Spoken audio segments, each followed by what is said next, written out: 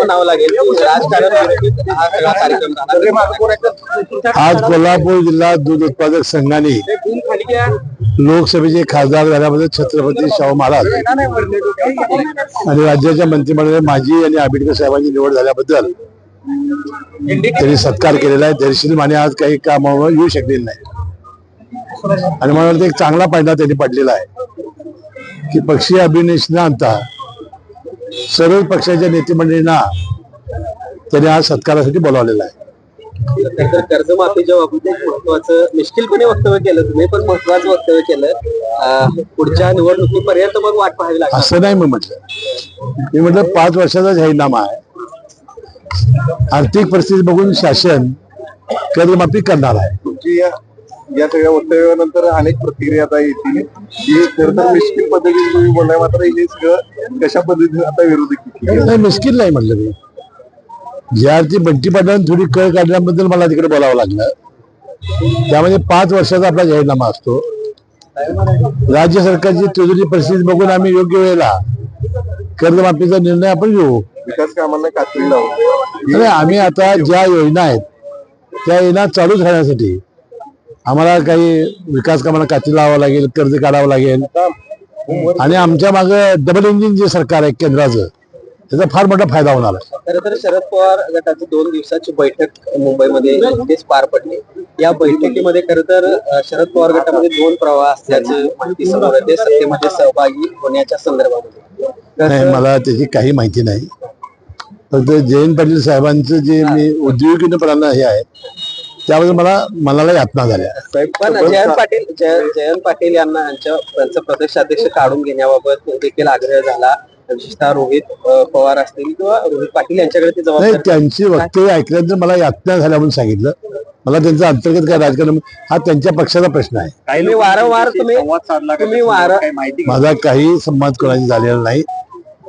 काल जे वर्तमानपत्रात 2 दिवसाचं त्यांची जी बैठक होती त्याचं प्रसार माध्यमांनी दिलं तेवढंच मी ऐकलेलं. पण रोहित पवारांच्या एकूणच राजकीय महत्वाकांक्षीविषयी तुम्ही नेहमीच बोलत आलेला आहात.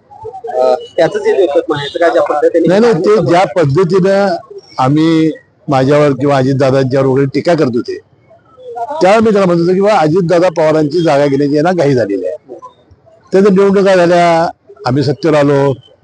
आता रोहित पाटलाची माझी काही व्यक्तिगत काही नाही. ते वक्तव्य आमच्यावर करत होते म्हणून आम्ही बोलत होतो. आता तो काही विषय राहिलेला नाही. त्याचा आता जयंत पाटलांना हे होतंय असं म्हणायचं नाही. मला काय त्या दोघांचं काय संबंध आहे मला काही माहिती नाही. साहेब 6 महिन्यानंतर खरं तर विशाळगड पुन्हा त्या ठिकाणी पर्यटकांसाठी खुला झालाय. मात्र आज निलेश राणे यांनी गुरुद्वारा त्या ठिकाणी विशाळगडावर होणार आहे तो मात्र होऊ देणार नाही अशा पद्धतीचे वक्तव्य केले. शांत झालेलं प्रकरण पुन्हा एकदा आता या ठिकाणी पुन्हा नाही. मला काय अजून माहिती घेतलेली नाही. मी माहिती घेऊन यावर बोलेल. लाडक्या बहिणींना 2100चा हप्ता कधी मिळणार? कारण गेला 1500चा हप्ता मिळाला नाही. आम्ही आमच्या जाहीरनाम्यामध्ये 2100 रुपये देण्याची घोषणा केलेली आहे. आम्ही योग्य वेळेला आम्ही तो 2100 रुपये करणार आहोत. खर तर निवडणुकीच्या तोंडावर भाजप असेल किंवा तुमच्या पक्षातून जे बाहेर पडलेले नेते मंडळी होती ती कुठेतरी पुन्हा एकदा त्यांच्या घर वापसीची चर्चा सुरू झाली आहे. त्या भाजपचे काही लोक पुन्हा एकदा बाहेर पडलेले पुन्हा भाजपच्या संपर्कामध्ये आहेत असे देखील चर्चा समोर येत आहेत. तशा पद्धतीने मला कोणाचं नाव काही कळलं नाही. आपल्या मतदारसंघातील नाही ते नाही जाणार. पण काय जाणार नाही की 35 वर्ष आम्ही पवार साहेबांच्यावर होतो. आम्ही बाहेर पडताना आमच्या काय अडचणी आहेत त्यांना सांगून त्यांची संमती घेऊन गेलो होतो. त्यानंतर माझ्या विरोधी त्यांनी त्याला तयार केलं. जसं माझ्यावर पुत्रवत प्रेम केलं तसं त्यांच्यावर त्यांनी पुत्रवत प्रेम केलं. संपूर्ण पवार फॅमिली ही त्यांच्या प्रचारामध्ये आली. सुप्रिया सोय माझ्या मतदारसंघात कधीच आल्या नव्हत्या. ते 30-25 वर्षांनी पहिल्यांदा आल्या. मी त्यांचं स्वागत केलं. रोहित पवार, जयंत पाटील साहेब 3 वेळा, साहेब आमचे 2 वेळेला. एवढं त्यांच्यावर प्रेम करून त्याचा प्रचार केल्यामुळं ते नाही मला वाटत पुन्हा पवार साहेबांना धक्का देऊन जातील.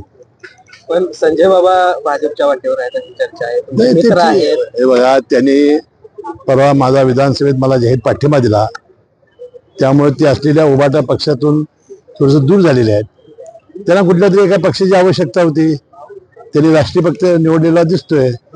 पण त्याला माझ्या मनपूर्वक शुभेच्छा आहेत. तुमचे चांगले मित्र आहेत.